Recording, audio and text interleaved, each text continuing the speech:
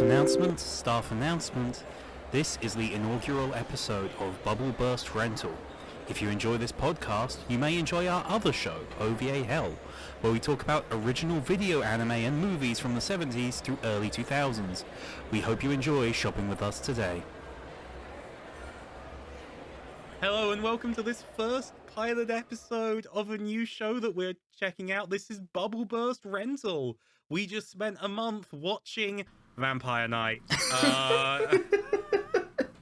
Yeah, so just going to go over the premise of this show quickly before we get into the actual content of this episode. Starting a second show on the channel, which is this. Hi. We are watching a TV anime for about a month in kind of a book club format. And then we're going to come here at the end of a month and talk about it. And this month, we did the entirety of the 2008, I believe, anime Vampire Night.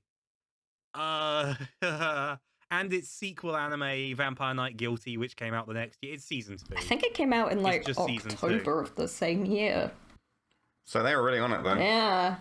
Netflix just lists them as season 1 and season 2. This is on Netflix. Why is this on Netflix? You can't be too negative on it just yet. You've barely even started. John Madden. I'm tired, boss. This was chosen by June, so you know the I'm tired boss is telling. Anyway, what's the anime actually about? The anime is about how June is not allowed to pick this. I'm sorry. It's about how I'm not allowed to pick anything anymore. I can explain if you want. Yeah, you go. It's all good. So, the actual show stars Yuki, who is 15, I think, who goes to a boarding school where there are two main schools, kind of. There's the day class and the night class. The day class is humans, and the night class is vampires. The other protagonists are Zero, who we'll get into, and Kaname, the vampire. Who we'll get into. At the beginning, the main crux is that the day students really want to hang out and spend time with the night students, but they don't know they're vampires, and it's all a big secret. That's kind of the start of the show.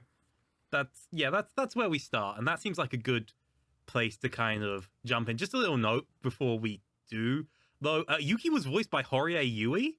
Massive seiyuu, arguably one of the most beloved seiyuu ever, which makes it wild that this is the first time I think I've seen a show with her in, and it's this. I have, because we watched it dubbed, I also have opinions on the dub voicing.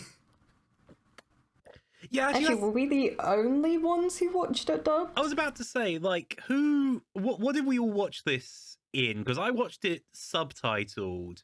I watched about a minute dubbed in episode 1, and then was like, no. Oh, so you missed out on some moments that are so much worse in the dub. I watched 30 seconds dubbed, and everyone was flat as a board, and I realized I don't want to watch that like that. So I lasted even less than June did. And it's interesting you say that, because it's got quite a decent dub cast, although I assume they're better now than they were then, because, Laura Bailey is in this, the dub. Vic Mignogna does Zero. Troy Baker does Lucina? Akatsuki. They got Lucina in this? No. Wendy Lee does Shizuka. Yeah, it's quite a pretty decent dub cast. But in the show, they're not great. I'd say the only actual standout performance was Vic Mignogna, who did a pretty good job. Which Mignogna? Yeah, we're not touching that one. I don't really context that, so you're gonna have to. Can you not make the show even worse than it already is? It wasn't that bad to start with. There was some. It was inoffensive to start with. Let's focus in a little, okay?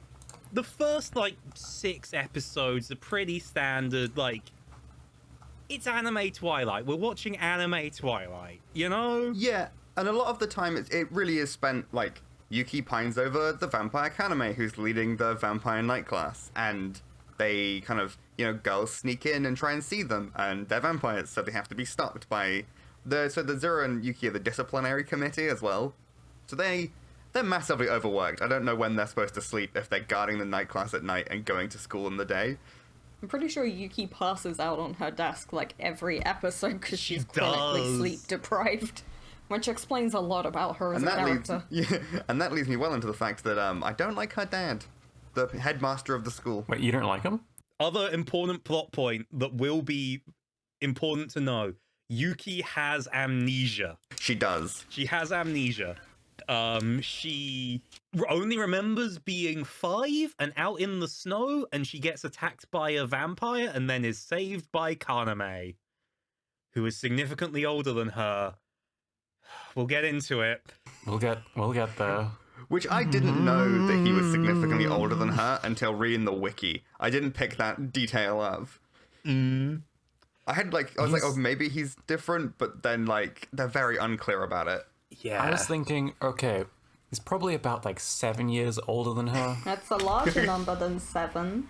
We'll get there. It's far from the most problematic thing to do with Kaname, which also I do just want to get something out of the way quickly. We're probably going to be very critical of this show in this episode, and that's fine. We're all in our 20s, and this is not media made for us. Yeah, I think it's worth noting that, like, both me and June really liked it many years ago when we were younger, and this rewatch has changed that perspective. Quite a lot. I can kind of see where y'all are coming from, because when I was a kid, and in fairness, there are some parallels then and now. When I was a kid, 2 of my closest high school friends, they were girls for context, dragged me to 4 out of the 5 Twilight films.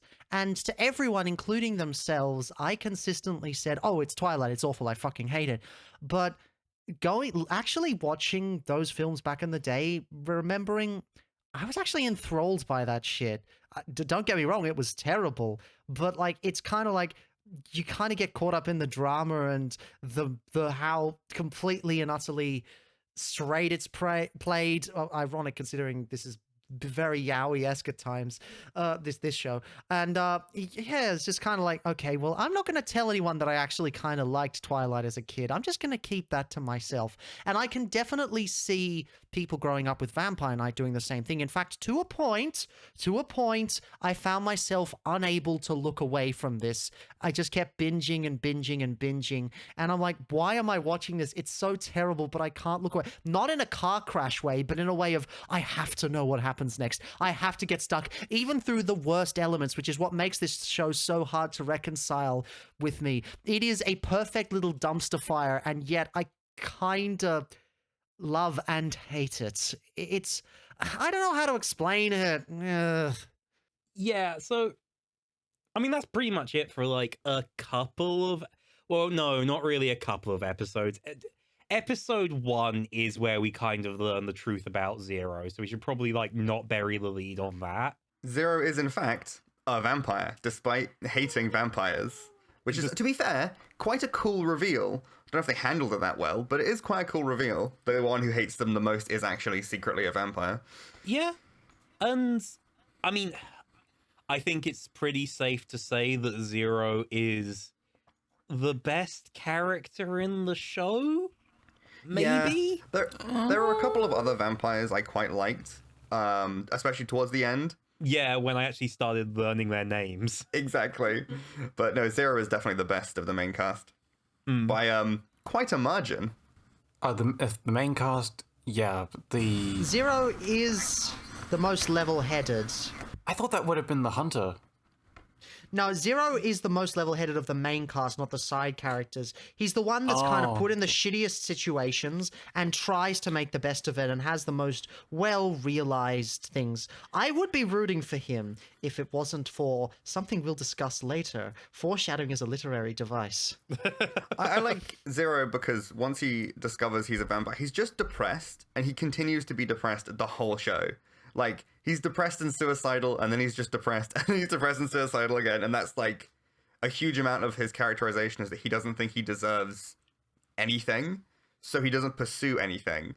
So he kind of ends up being forced into scenarios because every other character is stupid, and he has to protect them. Every other character is stupid or alternatively incredibly smart and playing everything against or incredibly smart within the show's context. I don't think that in real life any of these characters are intelligent, but you know. No. Speaking of lack of intelligence, should we discuss Yuki, the protagonist? Before we do, I thought Zero knew he was a vampire from the get-go. He was suppressing it until he couldn't anymore. He does know from the get-go, but you know. Yeah, it's more a reveal to the audience. Yeah. Yeah, not a very good reveal because we know from episode 1. No. I mean, it's so obvious. They hint to it so blatantly, and then they do the big reveal, and you're like, I know. Yeah, you've been showing me that he's a vampire. I will admit that there are some better payoffs and reveals later in the show that were actually handled quite deftly. I think a lot of what this series' problems is that the writer seems to be biting off more than they can chew. I don't know who wrote this. I literally finished this 20 minutes before we started recording, so I'm afraid y'all will have to fill me in on the names and faces and all this stuff. But it just feels like the writer tried to bite off more than they could chew, and a lot of their ideas and things just didn't pay off and came across a little bit icky. So what you're saying is they aimed for a vein and hit an artery and they couldn't handle it. That's an awful joke. That's awful. Don't laugh at that. No, No, you get the laugh. you get the laugh. The manga was Matsuri Hino, who has basically only done Vampire Knight. I did check their other works. They had a few up before, but since doing Vampire Knight, they've basically only done Vampire Knight and its sequel, which we will not be talking about. Is it bad? It's different. We'll get there. We'll get there. Yeah. Does anything interesting happen in the first, 6 episodes, which is kind of where we are right now? Is front-loading a lot of cliches interesting? Because it's kind of interesting to go back to that period of time and just see a lot of cliches. The student council, the love triangle, the fact that they have to balance the studies in the other world, the fact that there are all the anime stereotypes surrounding them, the fact that there's literally a guy called Idol. Yeah, one of the other vampires. The only one whose name you will remember for the entirety of the first season is called Ido, which, sounds like idol, so the characters constantly mispronounce it. I have a note on episode 2 that says, Kaname walked so lelouch that Rouge could run. I don't know what I meant by that. I don't think they mispronounce it. I think they just call him Idol because he's pretty. Yeah, I think it's like a just kind of a nickname. It's a pun name. I think it's there's a lot of pun names. It's like how Valentine's Day in this universe is called Saint Chocolate's Day. No, wait, is that what it's called in the sub? Yeah. No. In the dub, it's Saint Chocolato's Day. Well, it's something like Saint Chocolate's Day, but it's very clearly supposed to sound like chocolate, so, It's got an X in there. Yeah, this universe doesn't make sense. This universe doesn't make sense. They mention offhand that it's a post-apocalyptic world and then never bring it up again. No, they bring it up again in the last episode, like one of the last episodes. But some things on the early episodes, I have some notes, 24 pages of them. Amazing. Some fun stuff like Zero broke the headmaster's desk in half, and then Yuki fixed it when she slammed her hands on it. And it's like that for the entire show. Yep. There's literally boards holding it together. I appreciate that. It's a good bit. Continuity. Oh yeah, episode 2, I wrote down Zero had a flashback to the vampire that turned him, and I'd seen this story before, and I think she becomes a lolly? I don't remember. Yes, she does. I guess technically, yeah. Very briefly, that whole thing doesn't really play out for all that long. Almost like the writer thought that was a really gross idea on top of all the other gross ideas and then decided, no, we're not doing this anymore. Yeah. One of the main things that Yuki does in the first few episodes is she keeps leaving the school and then being attacked by vampires and then having to be rescued, and that happens multiple times. She is led down a dark alleyway by a kid with a Pennywise balloon who turns out to be a vampire. And this is not the last time in the show that she is led somewhere by a kid who is obviously a vampire and is obviously aiming to do something bad to her. She's so oblivious. And it's not necessarily even her fault. No one's told her anything. She's in the disciplinary committee, but she cannot fight to protect herself. And her Zero tells her nothing, Kaname tells her nothing, her dad tells her nothing, so she just does things. Yeah. She's like, I'm gonna follow them out. Like, why is Zero leaving? She doesn't know he's a vampire hunter. I'm gonna follow him. What could go wrong? I'm gonna go into the vampire headquarters. What could possibly go wrong? Because she's so naive, and that doesn't really end at all in the show. Like, no one tells her anything, and that continues. It's worth noting that Yuki is up. Both Zero and Yuki have like special vampire hunting weapons. Zero gets a gun. He does. That actually works. That works. But Yuki has a staff. I believe it's called a collapsible stick. I believe it's called the Artemis rod. I only picked up on that name right at the end. Same. And in the entire show, she attacks someone with it and lands a hit precisely twice, and both are in the last 2 episodes. I can't even think of the other one. I can only think of one. No. Earlier on, before that, when she was having flashbacks, she whacked Kaname with it. Oh yeah, No. good. We'll get to our disdain of fucking Kaname. We'll get there. Oh dear, I'm holding back because I don't want to trash this show too much too early. There's a detail in the wiki about Kaname when I was looking stuff up before recording. In the wiki, he's described as harsh with the vampires, but gentle and loving and caring with Yuki. And I've never seen something described so incorrectly in my life. Kaname comes off, even at this early stage, as like grooming. Like, he's very uncomfy to be around in the whole show. He's always invading Yuki's personal space. He is like, making weird advances at her. And he's like dominating the other vampires as well, like making them uncomfortable. It's really interesting. I think you're supposed to think he's cool and sexy and hot, and it just does not work. It turns out that consent is hot, but this manga does not understand that. It really doesn't. I guess, like, that's a trope, though, with these kind of, like, young adult sort of romances where you kind of don't have to put in the effort as the woman.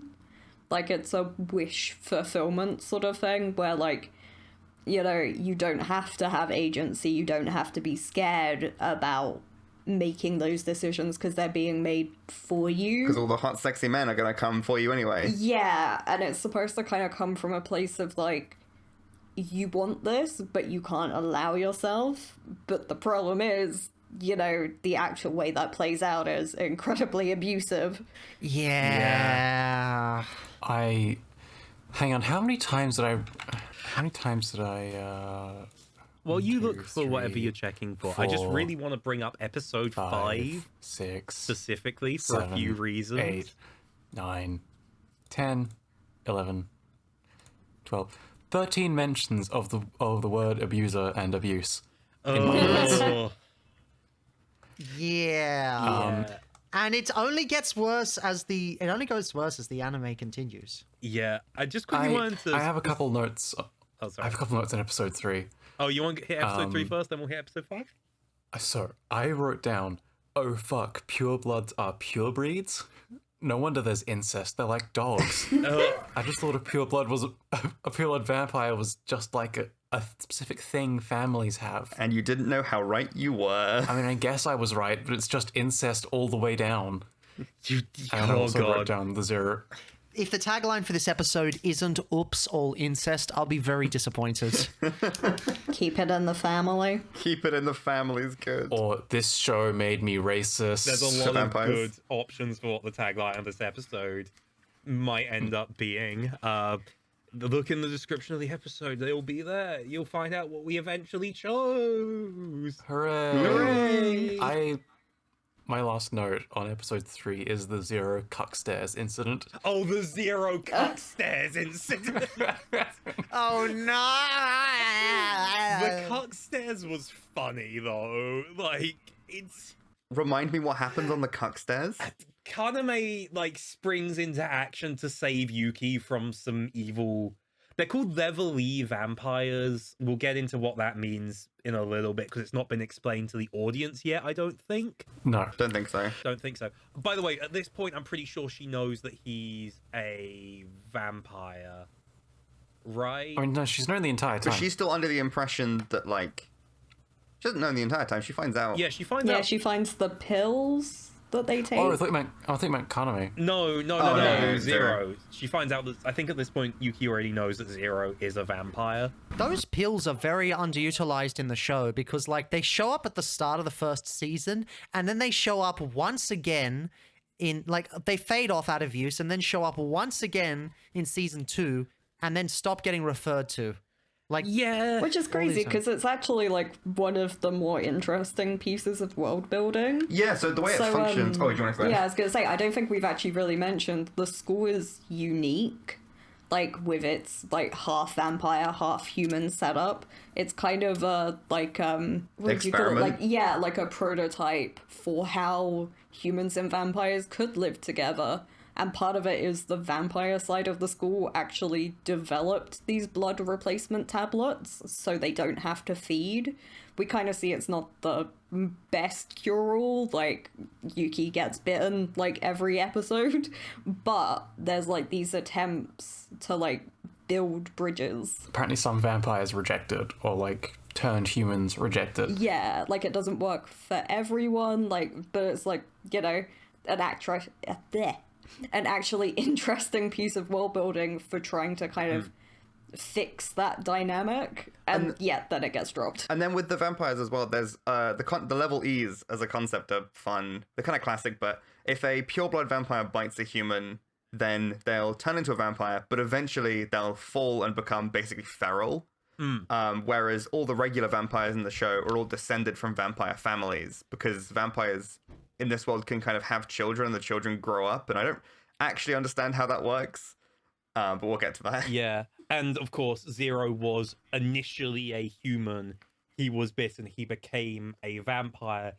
A big threat of the whole show is, he's going to degrade into level E. So he's always like moaning, and he's going like, I'm gonna turn, and that's a big part of it.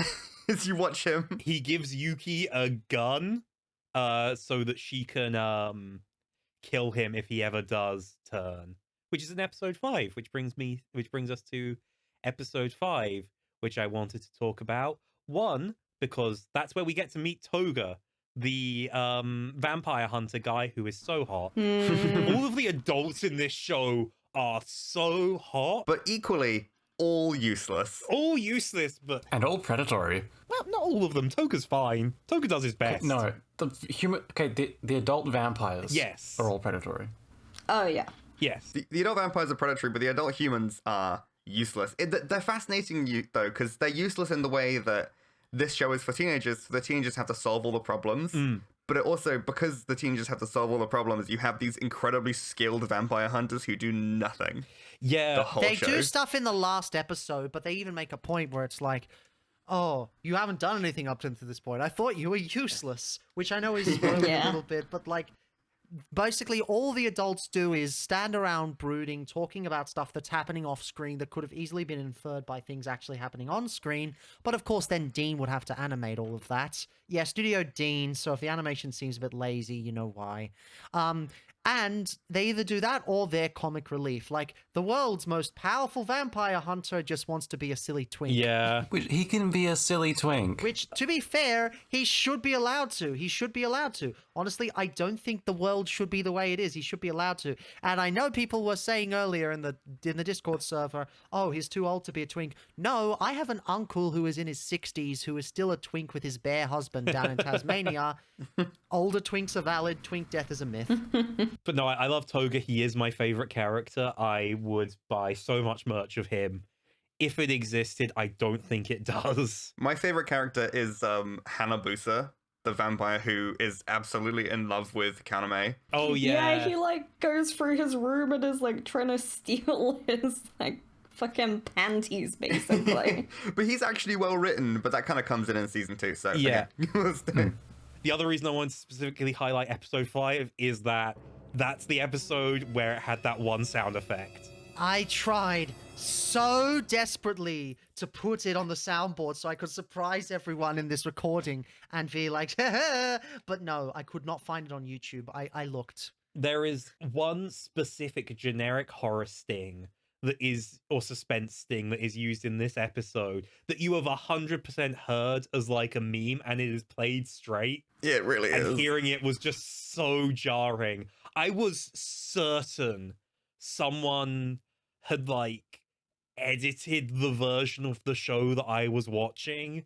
Like somehow someone had like managed to send me a tampered MP4 file to put it in, and it's just the fact that everyone else talked about it later on in the server as we were working through the show that made me go, okay, yeah, no, that's actually in the show. That's not. It's a stock sound effect. That's not someone messing with me. It's a genuine use of a stock sound effect. There's a few others used all over the place. You know. Yeah, like I remember it's like when you used to do, because this stock sound effect was on like iMovie and things like that, so of course it showed up a lot. I remember listening to a Barry Adamson album, and he used a lot of bass organ sounds. I don't mean bass as in the instrument bass, but like basic organ sounds that were also default loops in GarageBand. And I'm like, oh yeah, so people do actually use these, and they just can. It's like the Amen break or the Wilhelm scream. It's a sound effect, and just because it's used as a meme doesn't mean it's still just wild to hear like played straight, given that it's just so associated with bits. Was the show like scary at any point to warrant the horror sting? It's psychological horror. Yeah, that's what's horrifying about it. Yeah. Not intentional. Can I talk about the sound design? The sound design in this show was very, very lazy and used a lot of stock sound effects and a lot of other things. I noticed in the Japanese, a lot of the takes could have been redone, but they just weren't. Like, there were little flubs where the voices would crack and do little things here and there. They weren't redone. Both of the intros and outros were very boring. The first intro is literally just a guy going up and down a minor scale, just da da da da da da da da da da da da da da da da da da. The second intro, the guy finally figures out how tuplets work. Oh yeah, I'm just gonna add a random bunch of fucking triplets in the music that have no actual look. As someone who is jazz trained, as a big band writer, this hurts because I know rhythm probably a bit more than a lot of musicians do, and it hurts. It really hurts. See, I think the opening and endings are one of the best parts of the show. I think they're really good. That's not saying much. I really liked the second ending. They're very like gothic. Like I know Mana Sama helped produce one of them. Okay. He's like the lead singer of Malice Miser, like a very classic Visual Kei band. So you've got kind of a lot of that gothic Japanese influence in the openings and endings. I think it sets the tone really well as well. Like, especially the first ending. I just kind of sit in it at the end. It built the tone really well. I disagree. Do we want to touch on Yuki and Zero's relationship and why it's weird quickly before we probably about hit the first arc at this point, but we should probably just get that out of the way because that is important. I have some notes I want to read. Do you want me to explain the relationship and then you take on notes? Sure. So Yuki has no memory, so she was adopted by the headmaster, and then Zero, when his family was killed and he got bitten by a vampire, was then also adopted by the headmaster. So Yuki and Zero are adopted siblings, and they grew up together for the past 4 years. 4 years. Yeah. They've known each other 4 years. The past 4 years they've known each other, and their relationship turns romantic, or at least romantic coded. Yeah, kind of. Like they definitely like each other, but it almost feels like Yuki feels like she has a responsibility. Like, none of the romance feels very well written in this show, where I'm sitting there and I'm like, do you actually like him, or is this just a guy you know? He's literally just some guy. He's definitely in love with her. He's definitely in love with her, but I don't think it's ever properly reciprocated. She probably just thinks he's a very close friend, and yeah, it's very... Which one came out first, this or Twilight? Same year. Twilight, I think, was 2000. Same year. I think they both started like same year. The movie or the book? Books. I want to say Twilight. Really? The first book came out like 2004, and the first volume Yeah, I was of gonna Vampire say. Night came out like 2004. Convergent them. vampire smut thinking. Yeah, I hate it here. You picked it. You hate it here. My sister, hate it you here. chose the damn sandwich. In your defense, though, I also remembered it being really good, so I was excited to rewatch it. and then I was so down. And then, literally, where we're at now in the discussion, about halfway through the first season, I started going, oh, are they going to do anything? And then they did do stuff. They did. Oh boy, did they. My notes for episode 5 was, one of my notes is, oh right, Kaname wants to bite Yuki's neck and treated Zero doing it like she lost her virginity. Which is really fucking weird. yeah, Okay, so in fairness, vampires have been used as an allegory for sex for quite some time. basically since Dracula. Yeah, don't forget that biting others is a form of reproduction, quite literally. So that nature of being taboo and turning you into a creature of the night, you know, it's very much, it's been a sex thing from the very beginning, from all the But way not back in from this Dracula, show. all the way up to the most devious bastard in New York City. So I get that there is in fact a precedent for this. It's not very well written though. It's really not. I can definitely see there's some scenes that are like, is this supposed to be like sexual? But then other scenes aren't. And also vampires have children in this without biting people. They can just have regular kids. The rules of vampires in this world are weird. Like, Really confusing. And also And the way that the blood and powers works doesn't make sense for it to be like coded for sex. So I feel like it's just poor writing, to be honest. yeah. Also, the vampires have superpowers. We've not touched on that. Yeah, no, they have superpowers. Like elemental powers. They summon lightning. We've not touched on that because the show doesn't touch on that. It does. It happens. Some of the side characters have magic powers, and then it's just never explained at any point.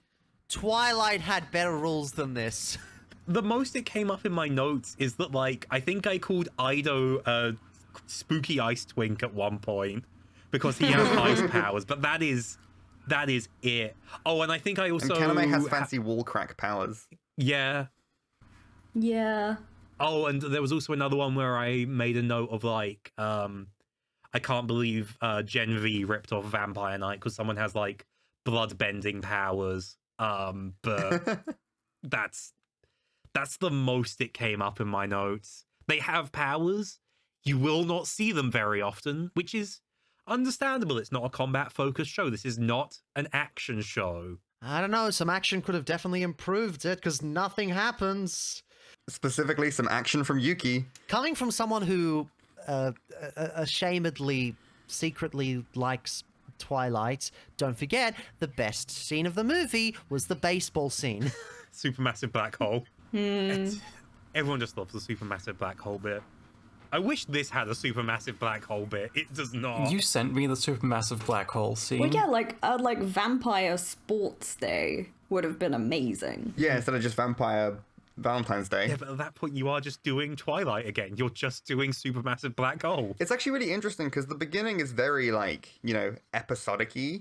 And then as it goes on, they start trying to pull in this, you know, a larger plot, and they lose all of the charm the beginning had by making it kind of a linear narrative of political intrigue, which I don't think the writer was competent enough to pull off. Yeah.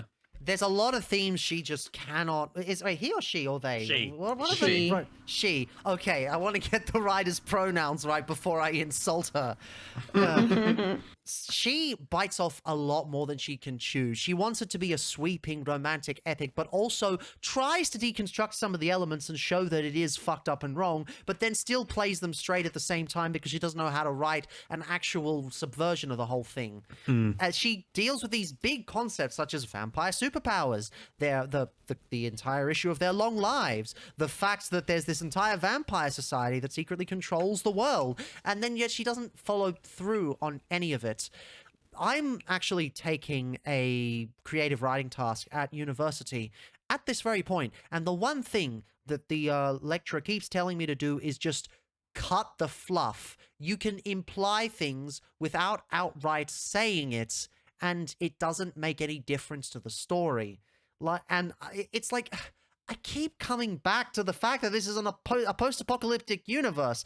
Why is this a post-apocalyptic universe? What does this have to do with anything? That's actually a good point with the fluff, though, because a lot of, I don't know how it's presented in the manga, but in the anime, there's a lot of kind of dramatic introspection, which is fine, but it's repetitive. So there's a lot of like, oh, I can't believe I've hurt Zero.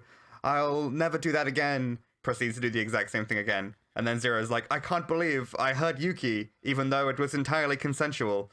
I've assaulted her. Like, all the thought processes, they don't mesh at all. And then you get to sit there and watch them. Pretty much every episode they do this, I think. Yeah. At least in the first season. There is some really interesting direction, though, in the first season. Like, when these things are happening, there's, like, sometimes there'll be trees floating around. Like, they try to make it look pretty with, admittedly, definitely a smaller budget. But yeah. I just feel that there's more interesting ways to do it, i.e. the Monogatari series, where they actually have proper introspection. Anyway, we should probably be hitting on the second half of season 1 at this point. Oh god, I have so many notes. I thought we were. No, we're still on season 1. Wait, we haven't even done the ending of season 1. Hold on. Yeah, that's what we're moving on to. Oh, sorry. Yeah.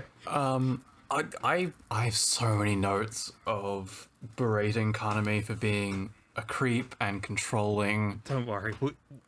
If you want, I can just send you a list of all of my notes, and you can just scroll them down on the screen. I'll scroll them in the video, but also, there is stuff coming up which will let you get a lot more of that out all in one go. Oh, thank fuck. Because we've got season 2 coming up, and I think that's where the real... I mean, he's bad all the way through, but that's where the real problems are. Season 1, he's very clearly a groomer and an abuser and controlling. Like, in episode 6, when they're having a party because it's someone's birthday, he says to Yuki, I forgot about that. Hey, do you want to come sit next to me? You can do that if you want. And then he forces her to sit down and then pulls her uncomfortably close, and she is very clearly not comfortable. Yeah, she says no. Like, it's played off as, oh, I'm so close to him, I'm all flushed, and it is that as well, but it's also, she's very clearly, I don't want to be here. She's never comfortable with him. There's no scene where they're together where she's comfortable, and it's so obvious, and it feels like the show does not know that. Yeah. I don't know if it doesn't. I think it might. There's a possible reading that, like, this show is hey, this is how abusers act. This is how they want you to act. Watch out. Do you know what happens later in the manga? Because I don't think that's necessary. At least not in the manga. I think that manga's playing it straight. God, I hate that. Look, even if she was doing a subversion and trying to make it deliberately seem icky, I guarantee that this was written without consulting a single person who has dealt with sexual abuse and sexual assault in their lives, and that the way that it's written and the way that it's like, the way that it romanticizes the acts in the thing and completely takes the agency away from the victim, it's something that hits a little too close to home for myself. And I am, from that point onwards, when you started seeing that in the second half of season 2, I just started feeling really uncomfortable watching it. I don't blame you. Yeah, no. Again, I might be a little bit more sensitive to stuff like that personally, but yeah, no. And that's why it really conflicted me, because that side of me fucking hated it, but then also there was this primal instinct to just keep watching and seeing what happens next. And I just, seeing the two halves of it just push against each other, I don't know, I felt really angry at myself. Like, come on, why, damn it, why? Much like Zero's vampire and human sides, there was a conflict.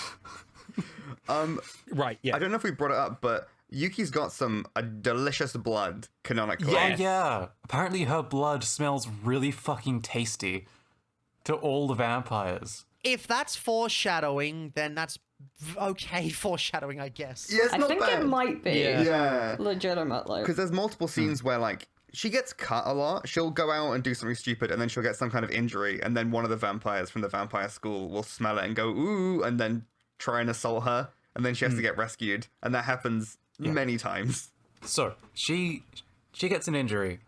Ido comes up and tries to drink her blood. and it's very uncomfortable, and like very much she's saying, "Get away from me, let go of my arm," and then Kaname has to rock up and he'd be like, "Oi, stop that," and then they stop, and then he slaps them, which like, good. What They episode was deserve that? I don't remember. Quite early on, I think. Yeah, That was it might episode even 1, be- I'm pretty sure. Yeah, that the was episode 1. first episode. Yeah, it's like, good. He deserves that. Kaname's way fucking worse. But like, it's very damsel-y. She's About so it. damselly. I was asking Mira while we were watching, does any woman in this show pass the Bechdel test? I don't think so. No. I think they do though. well- So her and her friend, who Yeah. is like they live at the school and it's shared rooms. That friend often asks like if she's okay, like Yuri. you know, are you coming to like yes, Yuri. Like you know, like she's like relatively caring, but she gets like massively sidelined as like the only person who's nice to Yuri. Yeah. Yuki. Yuki. No, Yuri is Like, episode 9 when they add Yuri to the OP. Yeah. Which, sorry, I just want to pull us to the second half. no, I've still got notes about blood tablets and shit. Hunt, we can't be here on this all the time. Oh god, sorry. This show Sorry. broke many of us. That like I just felt legitimately angry in a way I haven't felt angry at a show since probably Doctor Who recently. If you know, you know. June's out here writing a massive essay on everything. I assume Merry and Kiwi had a reasonable time comparatively because they were able to bounce off each other while watching it. It was We helpful. did have to I started stop. writing a script at the end of season 1 because I was like, this will be fun. We can make a little video on it. And by the end of season 2, I was like, I don't want to write a video on this anymore. Yeah. No, I want to talk about Zero and the blood tablets. They don't show him like actually rejecting it. We have to be told, oh, he can't take them, Yes, he keeps dropping them, but he never which is just physically. yeah. He looked at them, was like, I don't want to take that, and he like got up. Like, I don't even think he leaned over and looked like he was vomiting at one point. Actually, Yuki's really good at violating Zero's personal space and like, because he'll be like, "No, don't come near me," and then there's one scene where she like pushes him down and then takes the blood tablets out of his pocket, completely violating his personal space. And then Episode she's 1. Like, what are these? Is that episode 1? Guys, she sucks from the beginning. It's really bad. I think you'll find everyone in this anime sucks to varying degrees, I mean- except the innocent day class students. The day class students are just there and fine and haven't really done anything wrong because they don't exist in the story. I don't know, they constantly overstep the night classes boundaries. Like, the reason the disciplinary committee even exists is to stop these, like, waves of 15-year-olds from attacking them. Okay, never mind. Everyone in this show is fucking terrible. Anyway, Gunsmith cats. sure. Midway through season 1, a new vampire It took transfer- until episode 9 Yeah. for Yuki to find out that Zero is a vampire hunter. Is that episode 9?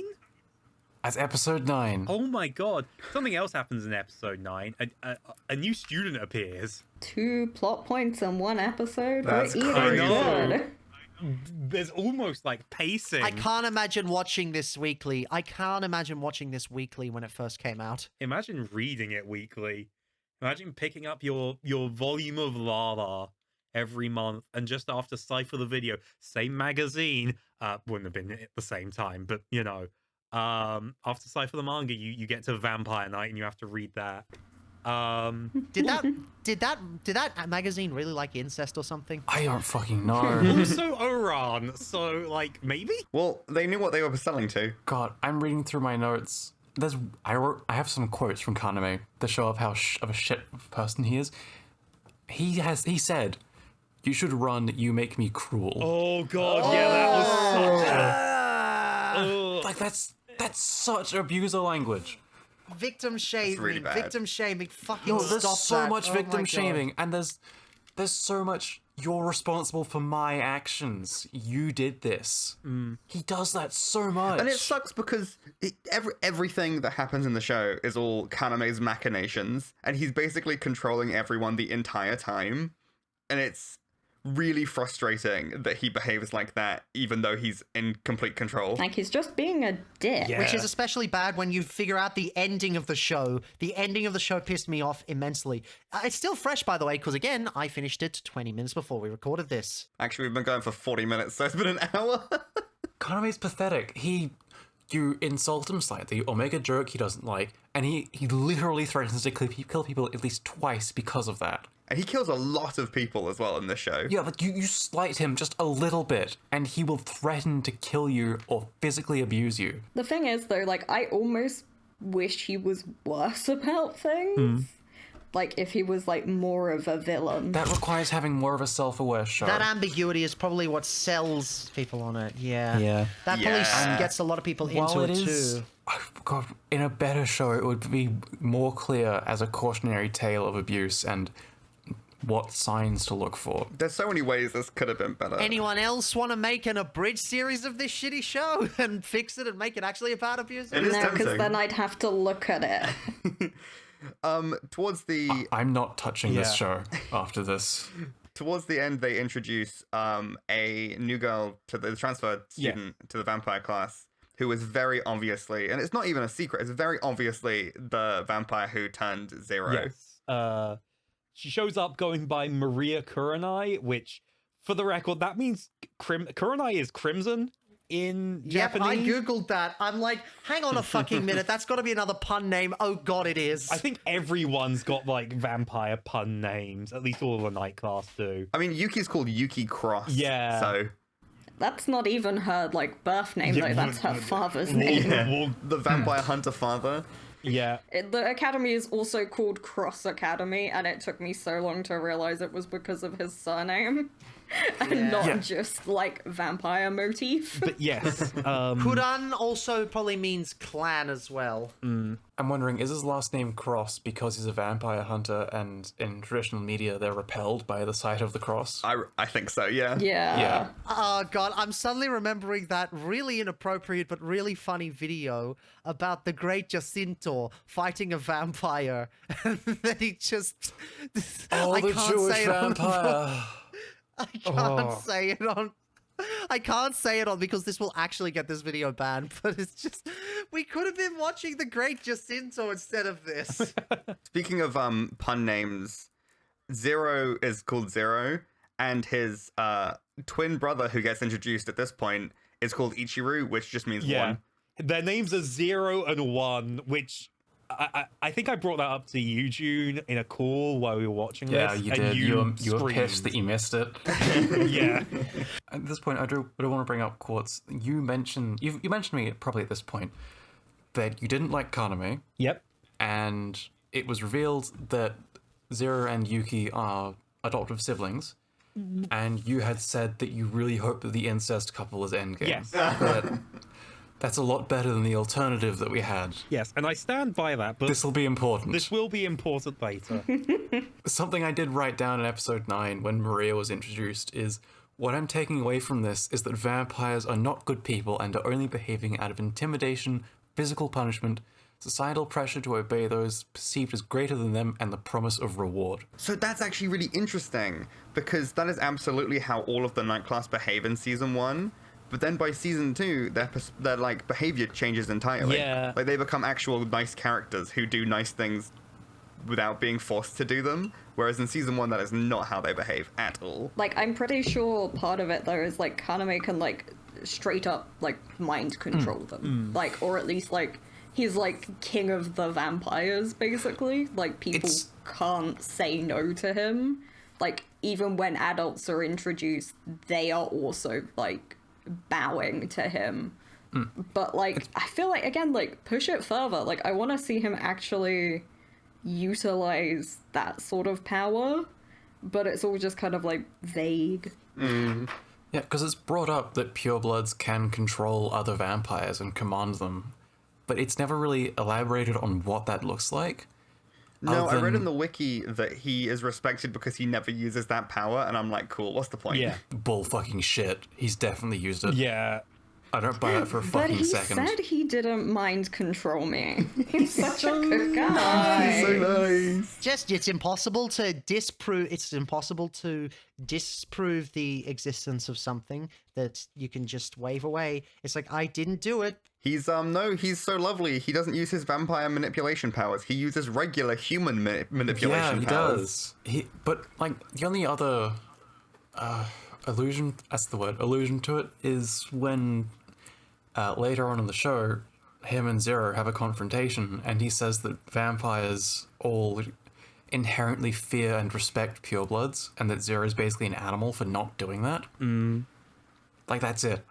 That's all we get on that. Yeah. Yeah. So all we get is just him highlighting that Zero is a special boy because everyone in this anime is special and breaking from the rule. Because everyone breaks the rules, we don't know the rules to begin with. So Zero is like the protagonist of the end of season 1 as well.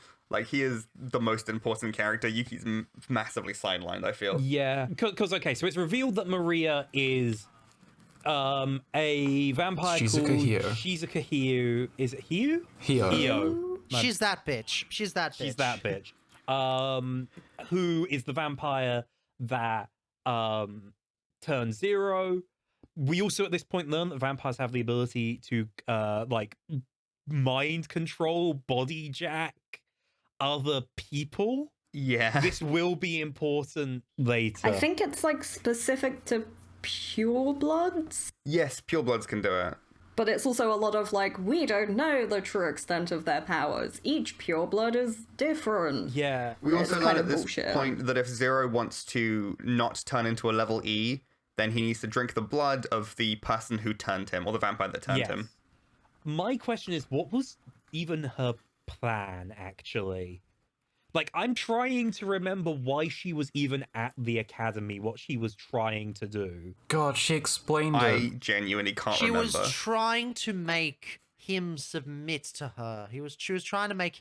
She was basically trying to also pull off what Kaname was trying to do, going around and getting pawns and bending people to her will. She was fucking stupid because there was already a purebred vampire there. So she's like, oh, I can take over. And he's like, the fuck you can't. And just murked her. She also went there because she was in hiding because the Vampire Senate was after her because she killed some vampire hunters. And there's a bit of a peace between the two factions. She also brought with her Ichiru, Zero's twin brother, because Ichiru didn't get turned into a vampire and instead just serves the vampire that killed their parents. He just does that. He looked at her when he was a child. Yeah, he's not even mind controlled. When he was like, I don't know, younger than 12, and was like, that's a very pretty lady. Nice lady. And then fucking falls in love with her. The reasoning behind that, by the way, is insane. She falls in love with him. Yeah. It's just pedophilia all the way down. But like, so this is kind of obviously explained at the end, but Ichiru decides to follow Shizuka because he finds out that her husband or lover was killed by vampire hunters. So in his mind, he thinks that her killing his parents, who killed her husband, is justified and acceptable. He also hated I swear to his God, parents. there's an element of like he thinks it's justified. Yeah, it's Like, again, my notes, I have so much in here. Ichiru also wanted his parents dead because he resented them because he was born weak and frail and sickly. And then that they loved him and pitied him a little bit. And that they showed him mutual Like, love. I think he overhears them, like, talking about how he won't be, like, strong enough to ever be a vampire hunter. So he's like, it just is so wild that it's like, this child was born weak. I love them anyway. I don't care that they're born weak. And the child is like, I hate you all for doing that. Yeah. What? It's just, Ichiru's characterization makes no sense. He's Except dumbass. I understand his anger that he's basically being cucked by Zero because she's kind of obsessed with Zero at this point in the show. And, like, even though he's actually serving her. Yeah. I thought the implication was that the parents were loving them, but also trying to groom them into being more vampire hunters, and that they were just disappointed that he couldn't be that. and then he felt a sense of inferiority towards that. That's what the implication I got was, but I don't know. This show doesn't he definitely exactly... felt inferior. There was also the curse of the twin, which is brought up later on. Yeah. Where vampire hunters don't have twins because one of the twins will always kill the other in the womb. And he also resents that Zero didn't kill him in the womb because he had control over that, apparently. Apparently. Yeah, there's a lot of blaming Zero for not absorbing his twin in the womb, as if that was, like, a choice he made. Yeah. But, like, they literally describe Ichiru as, like, half a person. It's actually kind of fucked up. Yeah. That's getting into season 2, which, you know, just to round out season 1, I guess. You know, just finished off with that. Yes, there's a big dramatic confrontation, and then Shizuka gets donutted. Kaname kills Shizuka. Yes. Kaname absorbs her power. Which apparently is something they can do. They can do, yeah. And then blames it on Zero, which is important for season 2. Also, Zero... Yeah, like, the setup is, like... lapses to levelly. Like, he goes, basically. He's... Yeah. Yeah, does that gets cleared up in the beginning of season 1? That gets resolved at the end of the episode where... Or at the end of episode 12, episode 13, sorry. Which is the end of season 1, where Kaname goes downstairs and, like, kind of forces Ichiru... Not Ichiru, fuck. Forces Zero.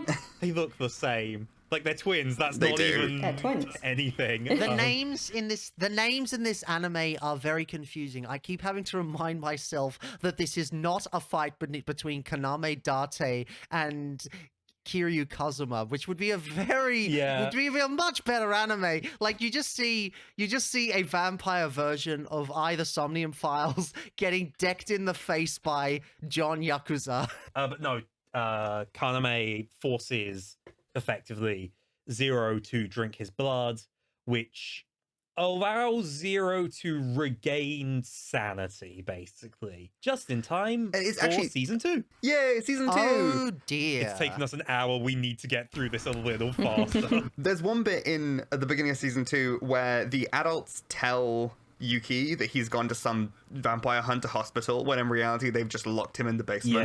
Yeah. Which is pretty fucked. It's kind of funny, though. He went to a farm upstate. Literally, and that's their solution, is just to lock... Because they do that at the end of season 2 as well. They just lock him in a basement. Yeah. Like, don't worry about it. I don't even know if it's a basement or if it's just a tower or something. It definitely felt wet. No, it is a basement because you'd see him running upstairs. It's a repurposed cuck room because they didn't have anything else. Why is there a cuck room in an academy? It's an academy. It's a rich person's academy. What do you expect? Oh, God. The plot at the beginning of season 2, while Zero is locked away, is that Yuki's, like, continuing to pine after Kaname. But then she's like, no, we're so different, but it's fine. We can be together. And that kind of... Because this bit, I don't know if anything actually happens in the first half of season 2, aside from introducing Kaname's uncle. Oh, yeah. As the villain. Yeah. Well, no, some stuff does happen. We get introduced to... One, we get to spend a bit more time with the rest of the night class, which is good because I start learning their names. Prior to this... Yes, and they're actually quite good. Prior to this, I don't know about anyone else. I had not been able to pick up a single one of these fucking characters' names apart from, like, Ido. By the end, I knew, like, Same. 3 of them. I still can't remember their names because I am terrible at remembering names. I've got a character list open on my other monitor, so I can remember the There's names. Ido, there's Shiki, there's Hanabusa, there's the one with orange hair. Who I thought was Hanabusa. There's Senri, who gets... One of them's blonde, and a second one is also blonde. And a third is also blonde. There's the girl that likes Kaname and doesn't do Ruka? anything. Yeah, Ruka, I think it is. Yeah, Ruka is a blonde girl who got her blood sucked by Kaname once, fell in love with him, and then he threw her aside like a used rag. Yeah. Literally. There's definitely, like, an element of, like... Because they're, like, described as aristocrats, and then, Yeah. like, you've got the pure bloods above them, but it seems like kind of, like, giving blood between those groups is quite common, which is sort of interesting. Yeah, because they're all, like, that's- children of vampire elites. So it's kind of a posh school in that way as well. That's something I wanted to bring up. I think that the day class students are just regular people. I think so. Yeah. Oh yeah, no, they are. Yeah, there's regular people, and then in the dorm next door, you got these fucking rich people over here. Segregation is alive and well in the world of Vampire Night. Yeah, that's why all the day class students are obsessed with them. They're all rich and pretty. They keep them on, like, borderline, like, separate islands. There's, like, a crossover of bridges, and, like, that's kind of Yuki's whole job is to stop them, like, going for the night class kids during the crossover period. Yeah. One of the big plot points in this part of the show is that Senri, the redhead vampire, gets his body gets taken over by Kaname's uncle. Yeah. He goes off on his own. And then he joins the school too, exactly like Shizuka does. Just, I'm a transfer student now. It's also, like, pretty obvious that the headmaster knows who they are. Like, he knew that it was Shizuka. And was basically like, they can sort their own problems out. Yeah, he did nothing to help. He feels like he would be better suited if he could just be in a little maid dress and be in his little house doing his little stuff. He doesn't want to be a hunter anymore. He keeps saying he doesn't want to. He just wants to bring the two worlds together. But he's so fucking terrible at it that I wonder if the worlds would have been better able to coexist if he did nothing. If he did not do this in the story and just let these worlds be in their own thing, they could have probably coexisted better than this. Like, he leaves all of the, like, vampire stuff to Yuki, his idiot daughter. Like, why? She has no idea how any of the systems in this world work, but he's like, you do it. I'm gonna bake pies. Yeah. Most vampires in this show would be better off dead. Yeah. I wrote down a quote. I credited it to Uzi Murder Drones, but it's just the same voice actor. People are books, puzzles, and pawns, in that order. First they're read, then they're understood, then they're used, and I attributed that to Kaname. Because that's exactly how he acts. Yeah. Yeah. They do get described as pawns later on. Yeah, and then directly below that I wrote, so vampires turn into pretty lights when they die. It's like a little reward for killing them. You think it's a budget thing? They just go, Yeah. turn into Maybe. dust. They turn into sand. They turn into a shards lot. of glass. Sometimes dust. It's Studio Dean. Studio Dean does not put a lot of money into the animation. Yeah, but they sure do get stuff out. Yeah, I appreciate that they do actually make stuff. I don't want to talk about episode 15, but I think that we do need to hit episode 15 specifically. Is this the one where Yuki and Kaname start officially dating? No, that's a little later. Episode 15 is season 2, episode 2. That's the one where it's the Senate ball, and Yuki ends up there because she's led around by another vampire child. No. The second time this That happens. vampire child, by the way, Is Rito. Is Rito, yes. He's just fucking with her the whole time. But also in that episode is when it happens. The bad touch scene. Oh, Is this the one where he pushes her down and tries to turn her into a vampire by force? Yeah. The bad one. That sucked. It's That, where that he scene was bad. He fucking guilt trips her before he does that too. She, like, in the episode prior, she was rightfully upset at him for what he did. What did he do? And then he murder of- says... everything. Well, okay, So good. I lost it. I got lost in my frustration with him. Oh yeah, he said, did you really think I wouldn't get upset by what you said? It's like he does horrible stuff and then gets annoyed when people are upset at him. What's worse is that everyone fucking loves him. Yeah. He's praised and said, oh, he's so fair and impartial. He spared Zero from the death penalty. No, he did it for his own selfish gains. Literally did. He knew what was happening the entire time and just let Zero do exactly what he wanted him to do. And then afterwards, he's like, nah, fuck, I'm done with you. Wait, we haven't even talked about the bit where he erases Zero's, like, presence from Yuki's memory. Yeah. Yeah, there's like a whole episode where he doesn't exist to her, and it's just kind of confusing and not done very well. Yeah, and she's really upset, and then Kaname's like, oh, I thought that would help if I erased your childhood best friend from your memory. What are you talking about, man? I forgot he did that. I forgot he did There's that. so much. The incest fucking wipes that from my memory because I was so horrified. I know she learned some plot important stuff, and then Kaname snuck up behind her and then wiped her memory. Yeah. And that fucked her up for the next 24 hours. Yeah. And then she desperately tries to remember her, like, history and past, but Kaname's hiding it the entire time. Like, she opens a book that has, like, the date of when she lost her memory, and the book like burns in front of, or the page burns in front a of lot her. of the first half of season 2 is dedicated to Yuki trying to find out her backstory, trying to learn what happened 10 years ago from the time of the plotline. At one point, because there's a lot of this going on, but just to get to it, eventually Kaname is like, oh, I'll tell you if you become my lover. Yep. And then he still doesn't tell her. And then he still doesn't tell her. And that moment starts my genuinely one of the worst things about the dub, which, so I assume in the sub, he goes lover, Yes. right? Yeah. In the dub, Kaname goes, you'll be my lover. Oh! And he says it like that every time. Why? Why did you have to impart this knowledge onto us? It's horrible. I'm so glad I watched the sub. Same.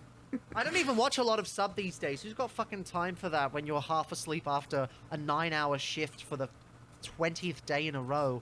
And you're just like, fuck it, I just want to watch the dub. I'm so glad I pushed through with the sub for this. I hate this show, but it could have been a lot worse. It It could have been yeah. worse. Does anything else happen in this time?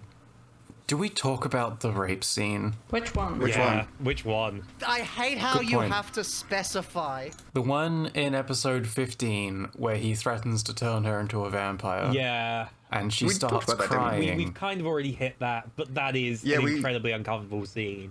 It's very rape Yeah. coded. It's not good. This whole show is. Yeah. Also, I do want to bring up that Yuki mentions that the people at the Vampire Gala are all famous actors, singers, and software company heads, and then I liken them all to pedophiles. Yes.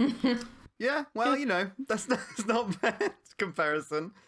It's a fair but no, it's even- comparison these days. Yeah, but with Yuki and the like being threatened to turn into a vampire, and she's like no, and then he manipulates her like 2 episodes later into dating him, and then they have the most uncomfortable date Yeah. where they're sitting under the tree, and she's like literally 3 feet away from him. I think Zero's also Yeah. there. Yeah, no, He's he just brought the standing reeling it. nearby. Like, he said, Zero, he got his fucking lackeys to go get them. And they said, Yuki, Zero, you're coming with us to meet Kaname. Yeah, And then Zero just stands away to watch. yeah, literally, just Like, to. this is just taunting. It's horrible. He's horrible to Zero. Emotional support zero. Yeah. And once Yuki and Kaname start dating, Kaname gives her guards.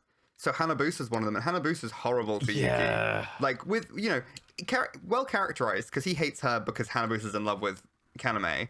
But then Kaname just leaves these vampires to guard Yuki, and she doesn't want them to be there, and they don't want to be there, and Kaname does not give a shit. He does not care about Yuki's opinions or feelings at all at any point, which is crazy considering he's supposed to be like the main romantic lead. At the same time, Yuki is slowly losing her mind. She's starting to get the visions. She does, yes, the vision. Everything is covered in blood. Yuki is going through it. So at this point in the story, Yuki and Zero do be going through it. I mean, they're going through it the whole show, but they're definitely going through it at this point. There's a plot point that really frustrates me, but I'll come back to it in a minute. Well, I was just going to say, unless there's anything that we want to say more about this section of the story, which I think we've kind of hit everything, we probably need to get to episode 20. Yes, but there's one thing. My criticisms are more season-wide, where it all kind of comes Yeah. together and it's all not specifics. So I'm going to wait for the last bit before I really, really go off on it. I know I've been very quiet, but Yes. I see the show as a whole more than I see it as individual things happening, because a lot of things happen, but that doesn't mean anything happens in the show. Yeah.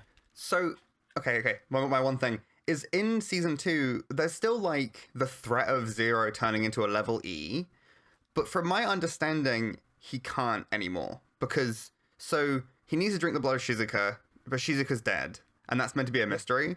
But because Kaname drank Shizuka's blood is in Kaname, and when Zero drank Kaname's blood, that stopped him from turning. Yes.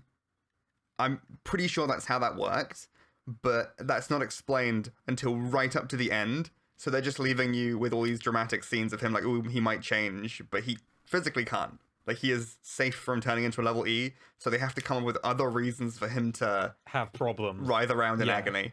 Yeah. I also have a couple other things to say. Kaname said to Hanabusa when he when he said, "Oh, my parents didn't commit suicide; they were murdered." In actuality, Oh yeah, he then follows that up with, "I expect you to think I was the one who killed my parents." Innocent people don't say that. Yeah, at that point I was like, oh, so you totally did kill them then. But he didn't. But he He didn't, didn't. yeah. He didn't. He's just a psychopath. Oh. He's just a psychopath trying to make it The probably. show is so adamant that he's a good guy, and he's not. Yeah. He's a psychopath. He basically probably said that to make himself seem more dangerous. Like, I could kill you if I wanted to. Which, fuck off. Does that all the time. awful. Like, also, in the very uncomfortable date scene, Yuki's like, "Okay, I fulfilled your demands. Tell me about my past." Not when you have such a fierce look on your face. Fuck off. Oh my god. I get that vampires are supposed to be an allegory for sex and consent and all of these things, but seriously, this show's even pushing that to its limits with how fucky it is. See, that's why I can't bring myself to believe that in this show. Like, in other shows, absolutely. But in this one, the writing is so poor that there's just no way you can make that, because it makes it so much worse. We've got to believe that that's not what they were going for, even though it may well be. Because if that is what it's going for, if like bloodsucking is meant to be sexual, then the scene, the rape scene is a rape scene, and that's so much worse. Yeah, because he licks her neck, too. There is a lot of neck clicking. She gets kidnapped so often and gets her neck licked by villains. I mean, it can be sexual and it can be about sex, and that doesn't necessarily overlap directly. Yeah. Like, there's definitely a lot of eroticism in the feeding. Like, we see it between, like, Ruka and Kaname as well. Like, it's very much unrequited love, but that doesn't mean it's supposed to be taken as an in-universe metaphor for having sex. There I don't was see literally why- an orgy in, like, the third last episode. there was an orgy. That was a thing that happened. There's like, it's interesting, because I can't imagine you'd write this show and have the hero, or the kind of one of the main love interests behave like this, if that was your intention. Like, because he's meant to be the hero. The wiki seems to think he's a nice, lovely guy. A lot of the comments seem to think he's like a nice, lovely guy. So, like, what's the dissonance there? The fact that we're in our 20s talking about a show aimed at 13-year-old girls. True. I mean, that's it. Also, probably wish fulfillment, wanting to...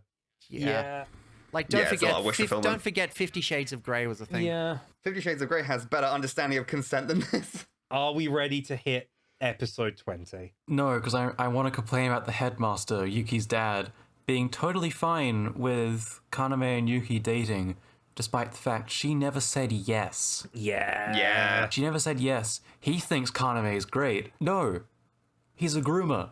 And you'd know that if you talked to your daughter. Which he does not do. No. He's incompetent. He's so bad. Like, all of this happens because he doesn't pay any attention to them and just lets everything play out on its own.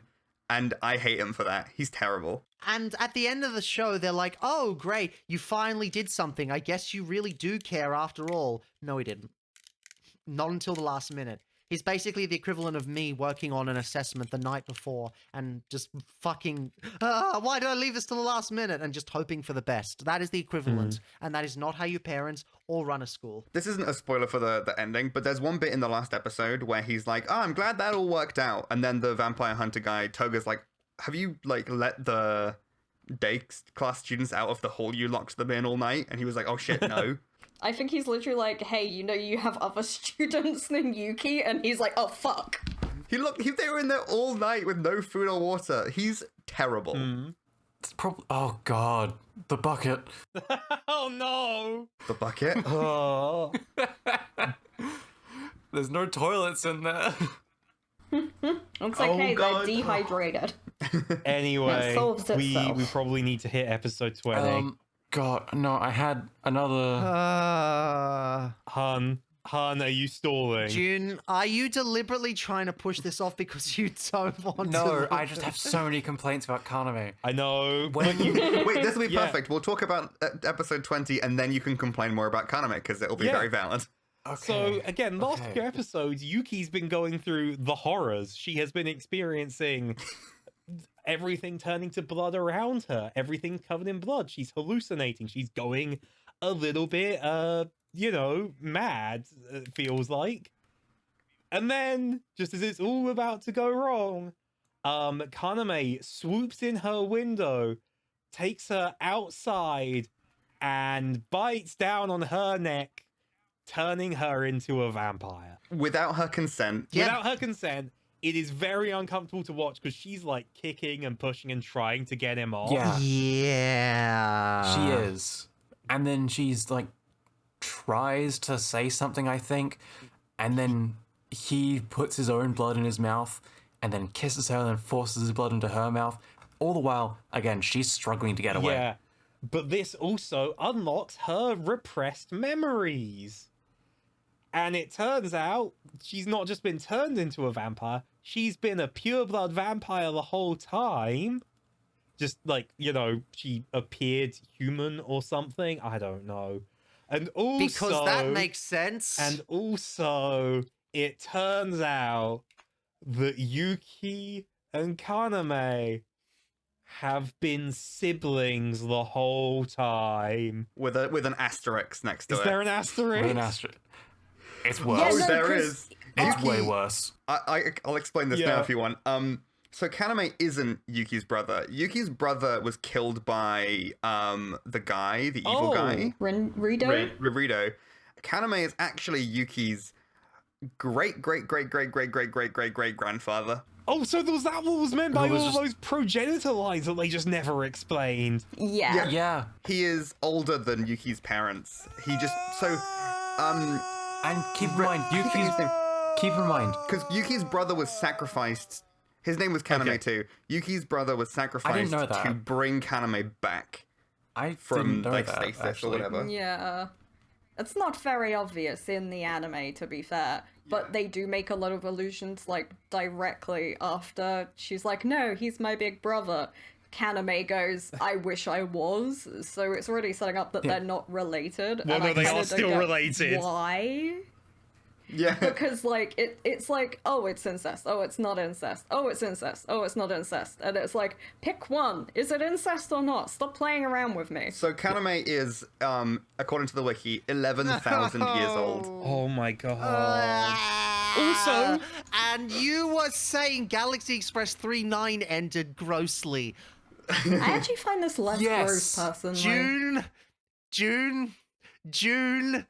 Can we please revoke June's anime picking privileges?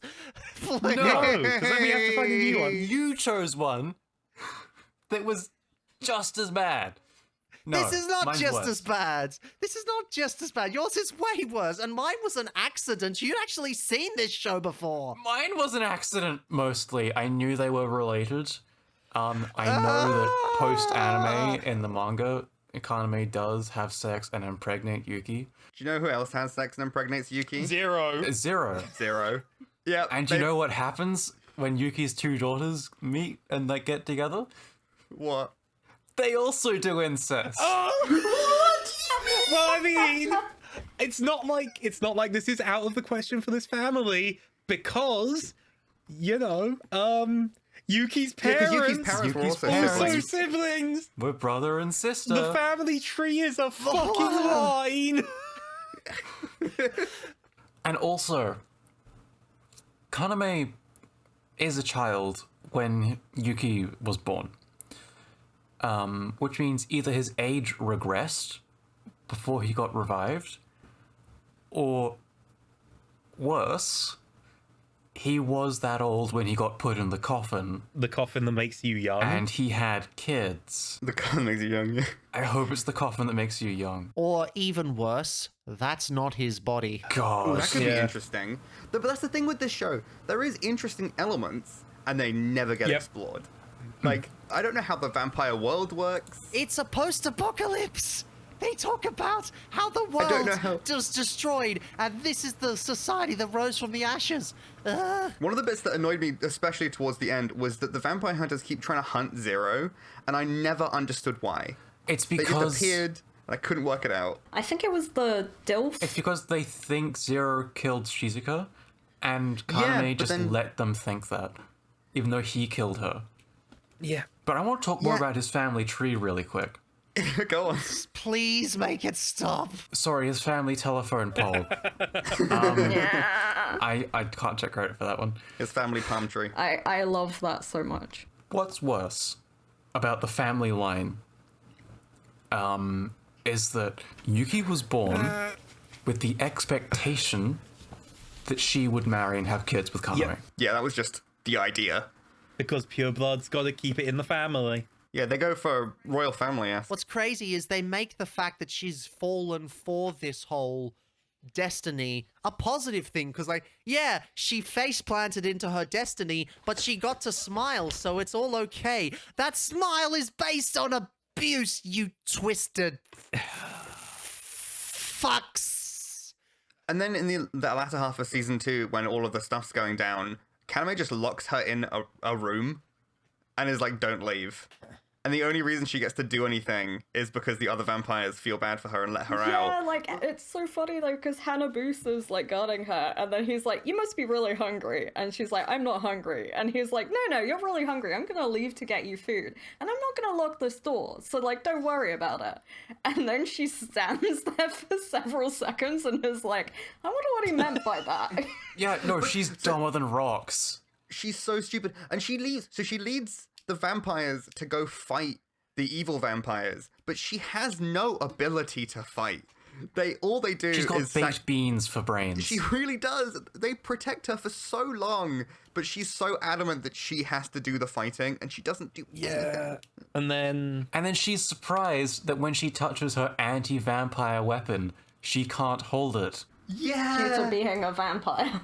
Yeah, she's like, she looks at it like she's been betrayed. Like, you gotta pet your cat, and then it swipes at you. also becoming a vampire made her hair grow. Yeah, I will say I did like her new hairstyle compared to the old hairstyle. It gave her more confidence, and even the voice was more confident after she became a vampire. I think that would have been a purposeful choice. But that's all I have positive to say about her. I don't really like her long hair because it looks really weird. It looks like tentacles, not hair. It does look like it's messy. But you know when she escapes the room and goes to visit Zero, and he's like holding the gun up to the door, scene. and she's like, well, the vampire version of Yuki has eaten the human version of Yuki, and you're like, oh, has she changed? No, she hasn't. Nothing has changed. That was a pointless scene. That scene is pointless ultimately, but it is interesting to me because it suggested an arc and an idea that they just kind of didn't play off in the show. Maybe it plays off in the manga. I don't know. Where it's Yuki is actively self-destructing. Like she is, the way I interpreted that scene was like, she is actively going, okay, I am in pain. My existence hurts now.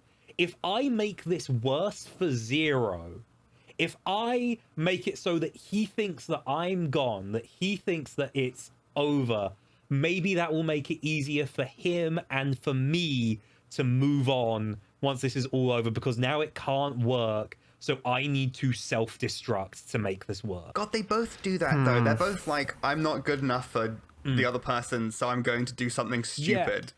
And it's not executed well, but it's an idea that I feel like was there, which could have been interesting. This whole show, the tagline is "could have been interesting." Yeah.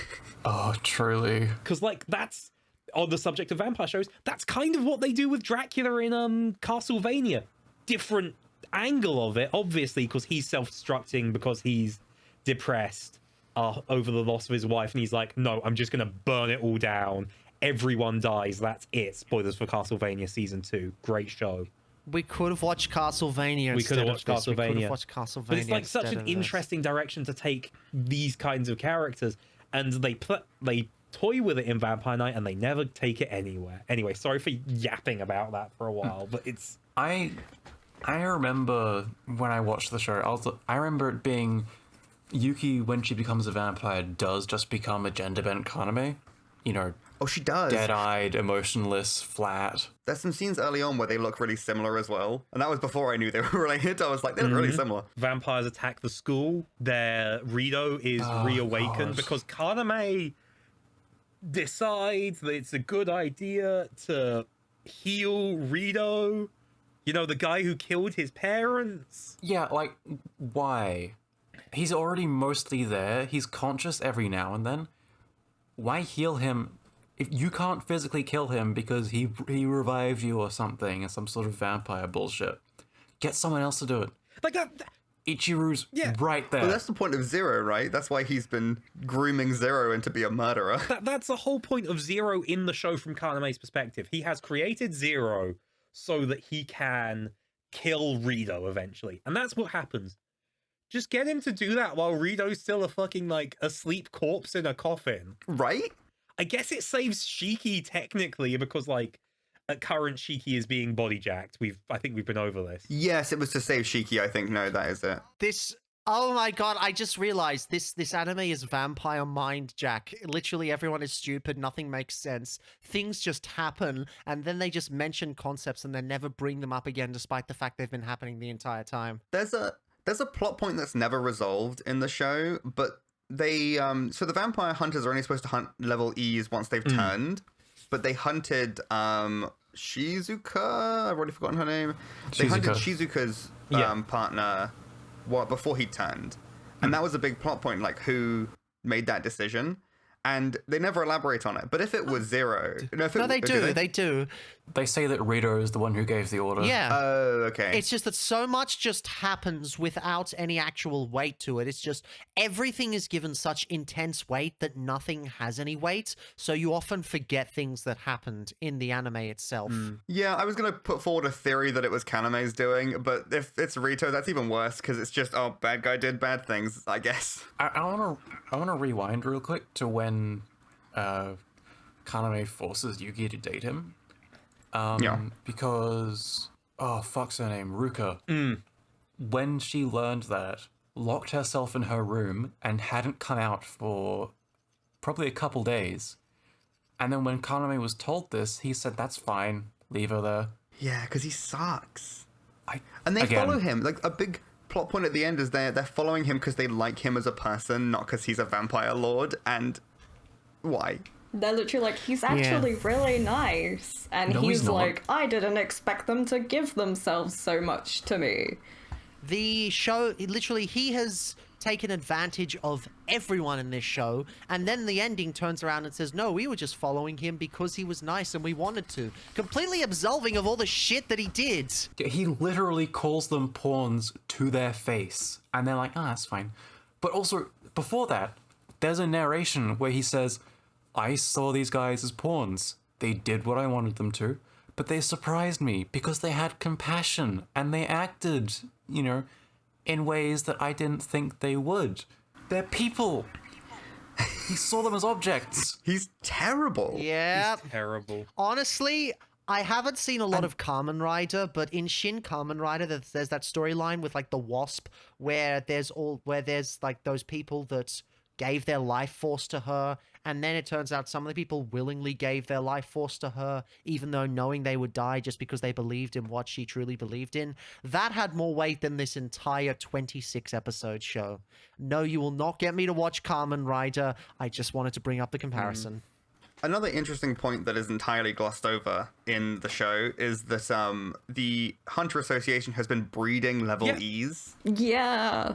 No, they weren't. I thought they just kept them. No, I think they've No, been they breeding were them. breeding them, it explicitly says. I read that as they locked them away. So did I. No, I think they've been creating them with because the Vampire Association and the Hunter Association, or whatever they're called, they're working together. That's kind of a reveal at the end that they've been working together. So they probably were getting purebloods to bite humans to create soldiers. Which is fucked and interesting. But the question is, which pureblood was it? Cause yeah, I think on the wiki it said there was like 9 families or something, which are never Ido's explored. dad's because like he was the one that was directly in conjunction with the head of the. Was he a pureblood? I thought it was his granddad not? as well, I not could be his wrong. dad. The Dilf. The Dilf. Oh yeah, with the blonde beard. Yeah. Yeah, He's not a that's his- pureblood. Or uncle. That's his granddad. Yeah, because wow, I keep forgetting his name. Oh my god. Rito? Rito is Senri's dad And Yes. Kaname's uncle. and Kaname's uncle. Well, Asterisk, not actually. Yeah. The original Yeah. Kaname. And I think pureblood has to be between two purebloods. Yeah. So on the wiki for Yuki's children, the child with Kaname is a pureblood, but the child with Zero isn't. So I guess that's how that works. Wait, hang on. The child with... Does she have babies with both of them? Am I hearing that right? Yeah. You tuned out for that. Yep. Okay. Let me explain that again. Let me break it down for you. Kaname successfully fucks Yuki, and they have a kid together. They have a daughter. And then Zero and Yuki have a daughter, and then those two daughters do incest. Kaname dies. Yeah, okay. And that part... Wait, Kaname dies? He gets put in a coffin for 1,000 years, I think? Yeah. I think he gets turned into like a vampire hunting weapon or something, but then he comes back in the sequel. Yeah, because God. in like on the description, it's Kaname, formerly vampire, formerly human vampire. Also, the child with Kaname is in love with Zero, Yes. but doesn't act on it to not upset her mother. Oh my god. Fucking hell. Does anyone... for fuck's sake. So, if they're both in love, why don't they just form a polycule like a normal queer couple? Because Kaname wants Yuki all to himself so he can control her. Yeah, so did the Zero thing happen after Kaname got put into a coma or whatever happens in the manga? Probably. I think so, yeah, because Kuron is the firstborn. Apparently, from what I've heard, the manga after that does sort of go into the trauma of being groomed Oh, okay. and fucking your brother. Again, I haven't read it. Citation needed. You think the mangaka just got a bit older and was like, oh shit, there's a good story here I can actually start telling? I don't know if the mangaka spoke to many people before writing it, honestly. She must have had an editor. She's Right. from Hokkaido, so she probably didn't go outside much. Hokkaido's cold. You say that, but don't forget that the anime's name? What was it? The one with the Ainu and the man Golden with the mission Kamui? thing. Golden Kamui, yeah. Golden Kamui exists. And that's in Hokkaido. That's in Hokkaido and it's based. I should watch. I haven't heard of that. Let me write that down. Maybe not, it's really good. Yeah, we can watch good shows soon. From But what I've only seen. after we finish up here, which, speaking of, shall we just get to the ending? Shall we just go over what happens at the end? Yeah. I go had on. one more thing to say. Go on, say the one more thing. God, fuck, what was it?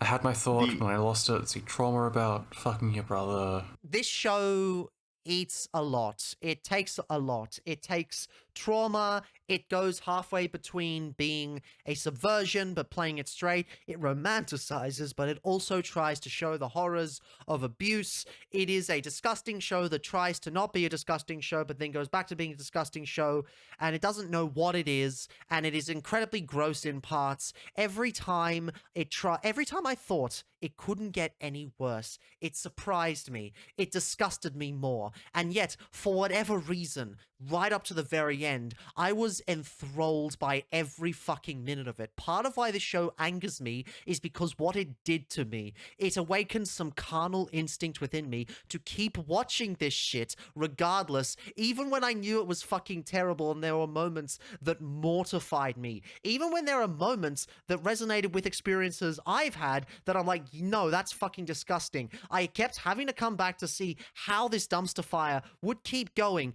because the drama was simply too exquisite. It was like listening to a colleague gossip about her life constantly, and it's like, oh my god, what have you been through? Yet I can't stop fucking listening. What has this show done to me? Are you sure you're not a teenage girl in disguise?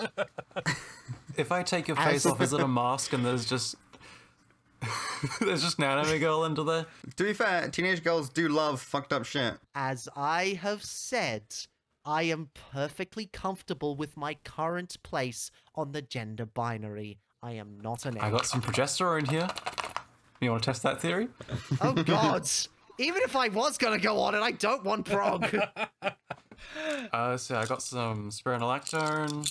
Can we stop sharing drugs and finish the podcast? Oh my god, fine. So there's a big roof fight. Yeah, Zero fulfills his destiny that Kaname laid out for him, and he kills the big bad vampire. His arm gets pregnant for a bit. He goes through some Resident Evil stuff. Yuki finally attacks someone. Huge moment. Yuki does something. Her stick turns into a cool scythe. It's the year 2008. And then she gets restrained instantly.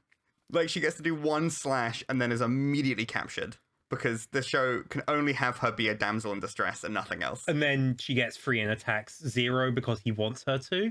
Yeah, I wasn't to stop the pregnant arm. Yeah, his shoulder gets pregnant, and then she gives him a abortion with a C-section. With the scythe. None of those words are in the Bible. And then, that all like kind of concludes really quickly. And then the ending of the show is that she leaves the academy with Kaname and the entourage of vampires. And she bites Zero, which shows that, like, she's a vampire. Oh no, he should hate her. And then he's going to kill her one day. Yeah. And then she fucking smiles at that. Okay. It's, romantic. Yeah, romantic. Hunting her down. Yeah. Okay, I wrote down, she wants to die. Like, she basically said, I want you to kill me. Let's see, where are my notes on this? Yeah, Yuki just kind of asked Zero to kill her. She asked if he remembered telling her that if he became a vampire, that she should kill him. But then she asks, what if she becomes one? And to me, that sounds like she's asking him to kill her. Yeah. And she smiles at when he says one day he is going to hunt her down and kill her, which, again, says to me, she doesn't want to leave. She's going with Kaname because she's an abuse victim, and she was groomed, and she was manipulated, and she feels like she has to go with him. And she looks away, like, her dad straight up asks her, are you leaving of your own free will? And then she breaks eye contact and then says yes. She does! Oh my god, I noticed that, but I was like, there's no way that's how they're going to play the ending. But no, you're totally right. I mean, to be fair, it's not the ending. It's chapter 49-ish of the manga, from what I understand. And there's like 98 chapters, so there's a good half of it left. But, that's... Yeah.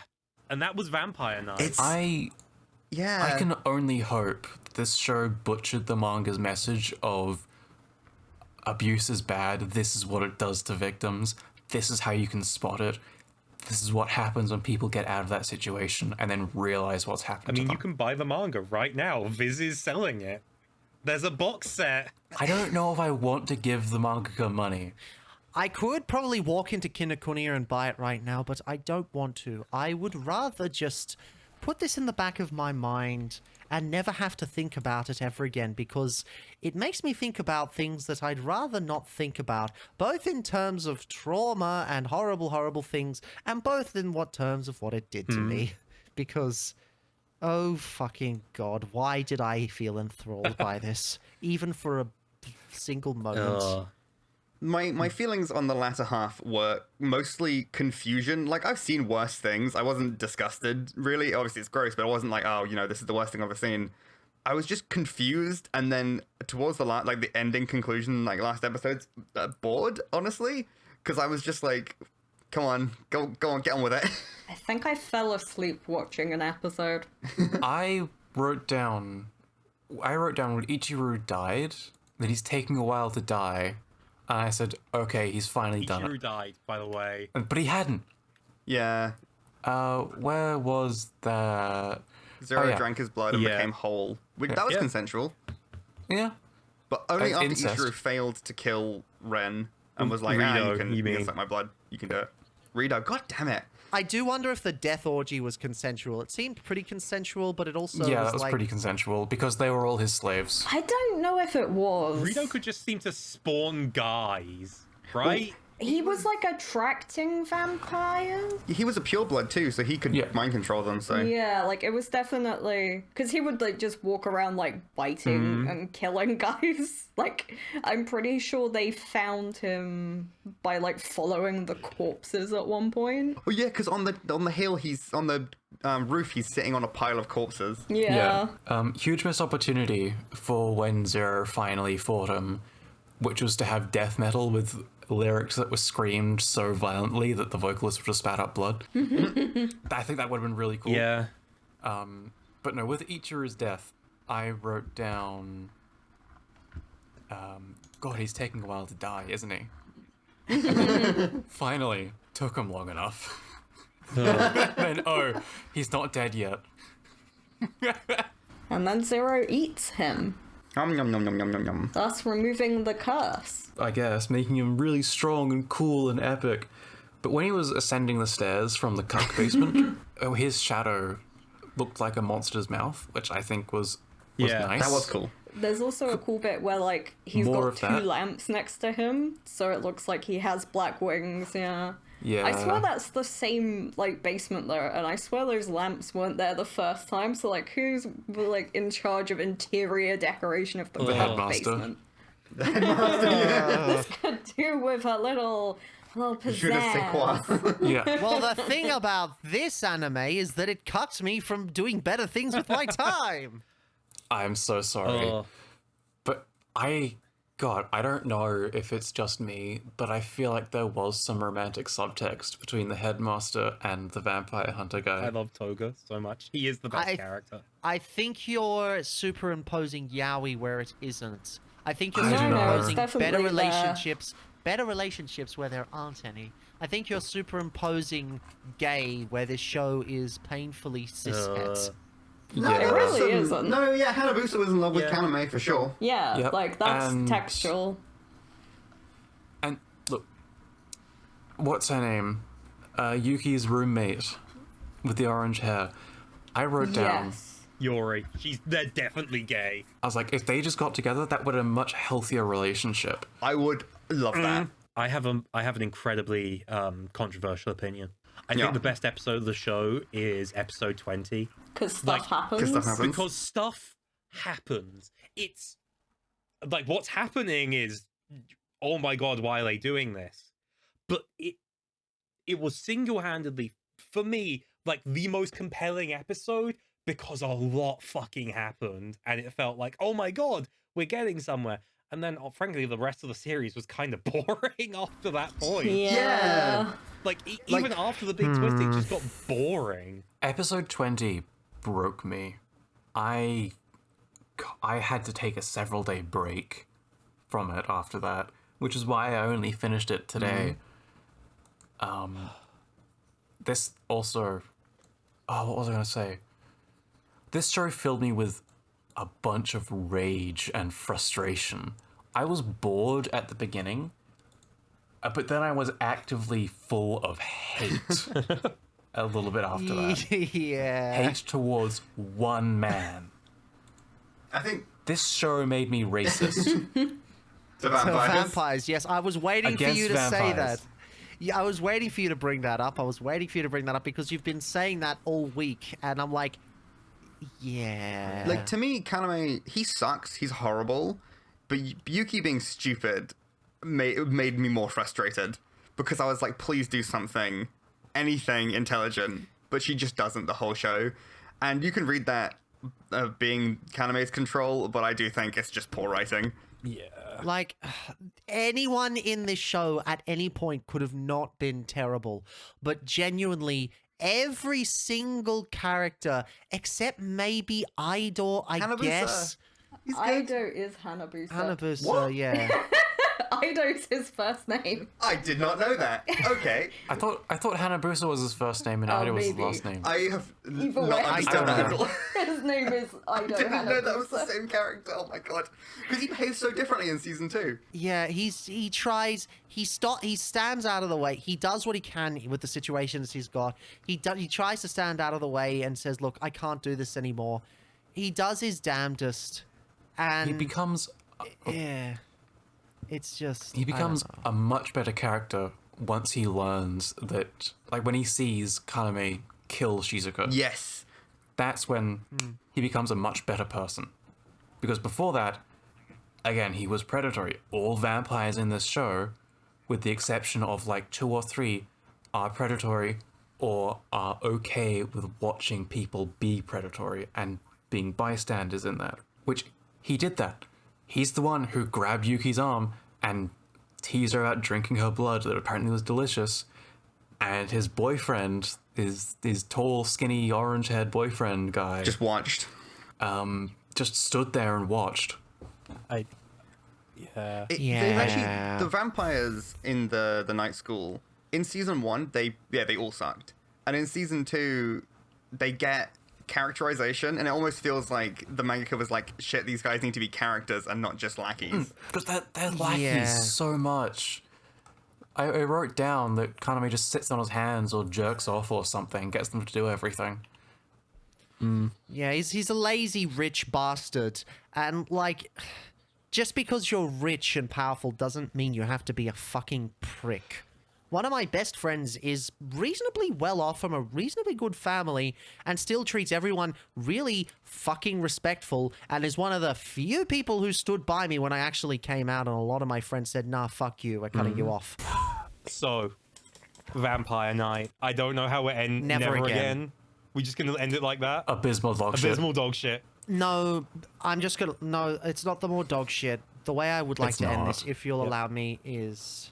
If you are in an abusive relationship, if someone's taking advantage of you, even if you're just at a place and somebody does something you don't feel uncomfortable with, and if you find yourself unable to do anything, don't treat yourself guilty. Don't feel like you're at fault just because you don't have the power to stand up at that point in time and say, no, this isn't okay.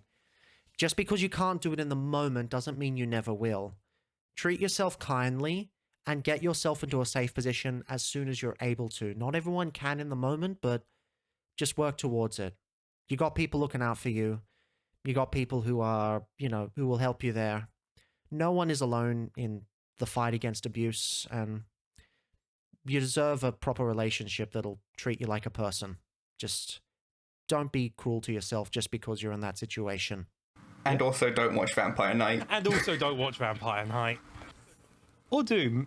Vampire Night, That too. again, is a very good example of how abusers act and how abuse affects people and how they think. Because... I was going to say because... I think... It's a very good study of it from someone who thankfully hasn't experienced it. But all the gaslighting, guilting, grooming, making people believe they're guilty for someone else's actions, it's all there, and it's a very good thing to know how to spot. I think the way this one falls short in that regard is that the show is presenting all of that as sexy. Like, it's presenting it very matter-of-fact, but it's supposed to be attractive, and I think that's kind of its worst crime, aside from just being boring at parts. But bleeding through the cracks, you can see that... You can sort of see that there might be some subtext, or you can interpret it as the show's painting it this way, on the surface, but deeper down, again, because the manga apparently deals with the aftermath of that and the trauma related to it, it could be that the show just butchered it. There's always a good chance the anime removes, important context. Whether the show meant, or whether the show and the movie meant to portray abuse in that way, they did so poorly, and they did so without likely the consult of anyone who's actually experienced sexual abuse, and that right there, whatever the purpose was, fuck them. Anyway, not to sort of derail from that too heavily, but as we come to the end, what are we watching next month? Please? Legend of the Galactic Heroes! Season 1. Season 1. Okay. Just season 1. depending on like I'm not sure if it's season 1 or 1 and 2, whatever the equivalent of the amount of episodes we just watched is. It would be season 1, which is the first 26 episodes. So if you're listening to this podcast and you've made it this far, which we've been talking for close to 2 hours, and I don't know how I'm going to cut this down to anything shorter than like an hour and a half max. So if you made it this far, it's fine. But like if you made it this far there and you want to join us in watching through for the next episode, then that's what we're doing. First season of Legend of the Galactic Heroes. Thank you to everyone for watching. Thank you to everyone for being here for this episode. Yay. People sat through an 8-hour video that I made. They'll be able to sit through this episode. I know it's been a tough listen, but sometimes you gotta beat the shit out of shitty media because of what it stands for. Thank you for listening. Yeah, thank you for listening, and goodbye. Bye-bye. Bye.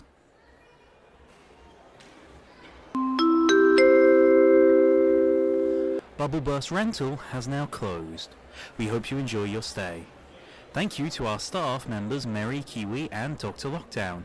You can find their information in the description below. Please come back next month for Legend of the Galactic Heroes. Goodbye.